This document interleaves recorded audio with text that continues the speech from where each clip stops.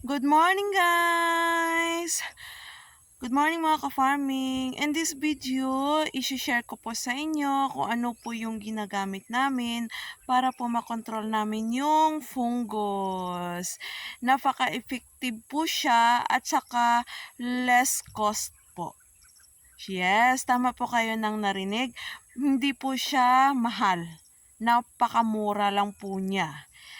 Kung natatandaan nyo po yung video ko noon na nagbunot ako ng mga na-fungus na tanim namin, hindi ko alam kung mga ilang piraso yung nabunot ko. More than 200 plus ata.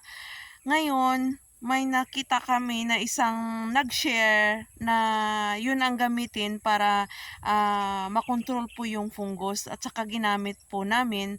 Dalawang beses na po kaming naggamit noon.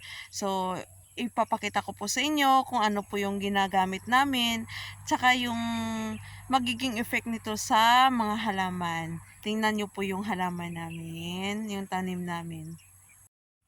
Yan. Yan na po yung mga tanim namin, mga ka-farming. Kung nakikita nyo, ang lulusog, 'di ba? Ayan.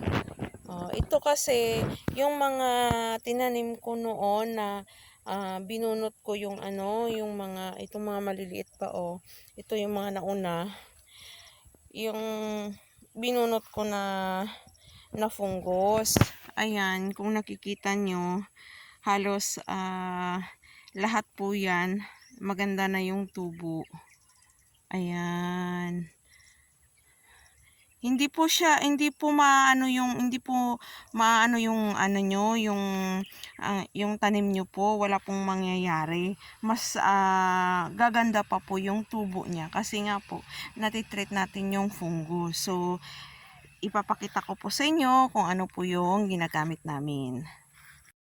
So, ito na po yung sikreto mga ka-farming. Ito lang pala yung sikreto niya, chlorine. Paano po gagamitin ito? Sa 1/4 po na chlorine, tunawin po ninyo siya sa mainit na tubig. Ayan, natunaw ko na po siya yung 1/4 na chlorine. Ngayon, imimix po natin siya sa isang drum ng tubig. Ayan. Ayan na yung drum ko. Nilalagyan ko na ng tubig. Ayan. Tapos, itong abono naman, 5 kilong abono po yan. Sa isang drum ng tubig, 5 kilo na abono yung nilalagay namin. Imimix lang po yan siya lahat. Ayan. Sa isang drum. So, yun lamang po ang isi-share ko sa inyo for today's video. Thank you for watching. Have a nice day.